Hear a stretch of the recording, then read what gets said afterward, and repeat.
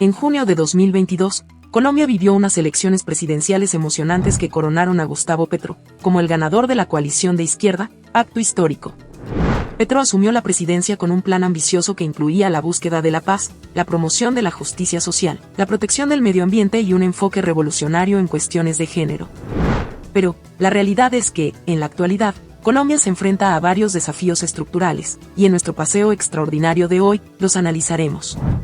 Esto es Paseos Extraordinarios, el panorama actual de Colombia, inflación y desafíos económicos.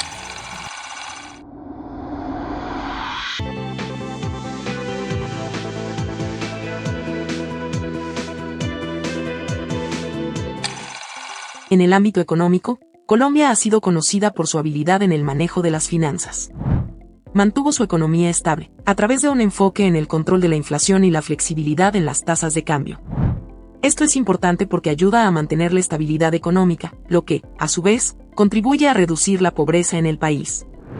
El año 2022 fue testigo de un impresionante crecimiento económico del 7.3%, pero bajo la superficie, se estaban acumulando problemas.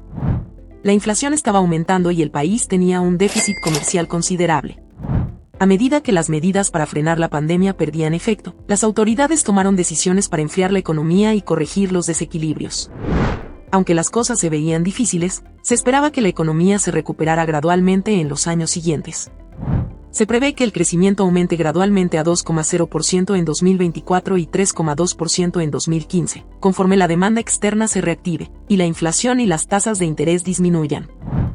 La inflación alcanzó un sorprendente 13.1% a finales de 2022, lo que se debió a varias razones, incluyendo la fuerte demanda interna, la inercia inflacionaria y los efectos de las lluvias en los cultivos, además de la depreciación de la moneda colombiana.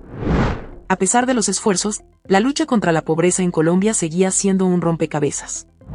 La inflación, especialmente en los alimentos, redujo los ingresos de las personas, lo que hizo que la reducción de la tasa de pobreza fuera más difícil. Además, recordemos que, entre 2020 y 2022, se registraron eventos continuos de La Niña.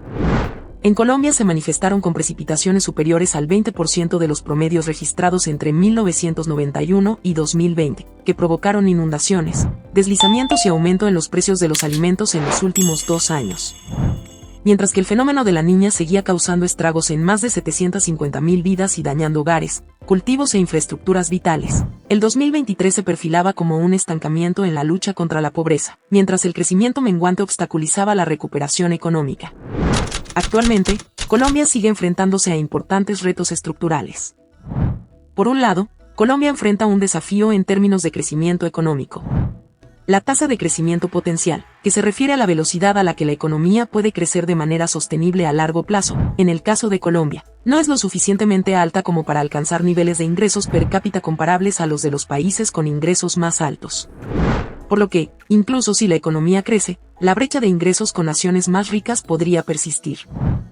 Por otro lado, la desigualdad persistente. Colombia es conocida por ser uno de los países más desiguales del mundo.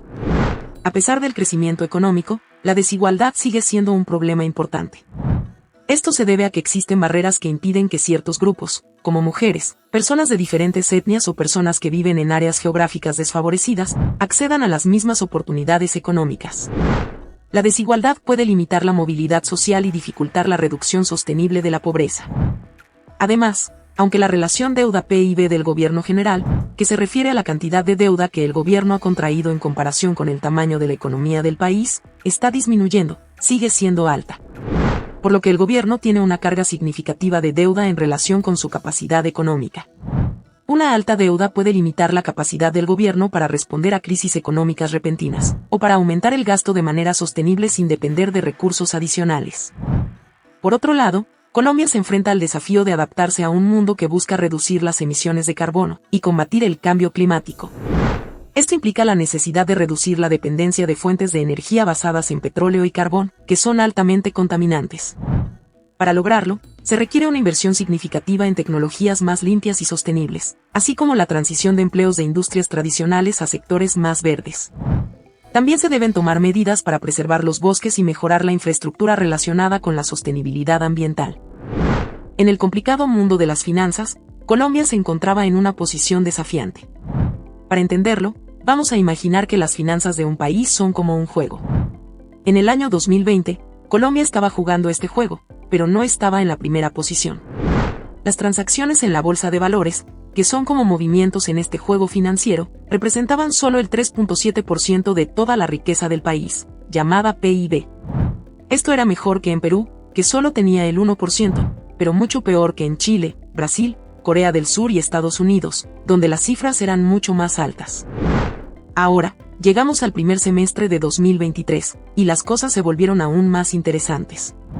El porcentaje de las transacciones en la bolsa cayó drásticamente al 1.1% del PIB. Esto es como si el equipo de Colombia estuviera perdiendo puntos en el juego financiero. Cuando miramos a otros países cercanos, vemos que Colombia tiene menos empresas que venden acciones y bonos en comparación con Perú, Chile, Brasil y Estados Unidos. La diferencia es asombrosa. Colombia tiene 63 empresas de acciones y 100 de bonos, mientras que Brasil y Estados Unidos tienen miles. Colombia necesita tomar medidas para hacer que su mercado financiero sea más fuerte.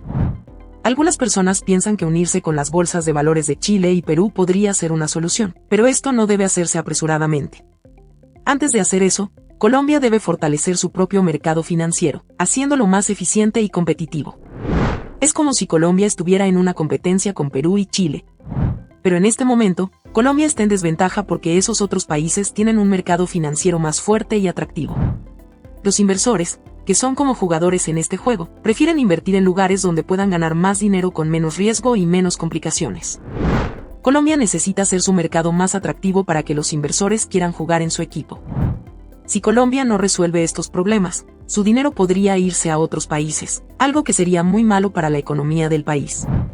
La solución no es evitar que la gente invierta fuera del país, sino hacer que Colombia sea un lugar atractivo para invertir. Esto se logra teniendo una economía más estable, tasas de interés más bajas y una infraestructura de alta calidad que no sea costosa. Para ayudar a resolver este enigma financiero, la Superintendencia Financiera, que sería el árbitro de este juego financiero en Colombia, está trabajando con el gobierno y el sector privado para mejorar la situación y hacer que el mercado financiero del país sea más fuerte y brillante. ¿Tú qué opinas al respecto? Y así, hemos llegado al final de nuestro paseo extraordinario de hoy. Si te gustó, regálanos un like y suscríbete al canal. Hasta el próximo paseo.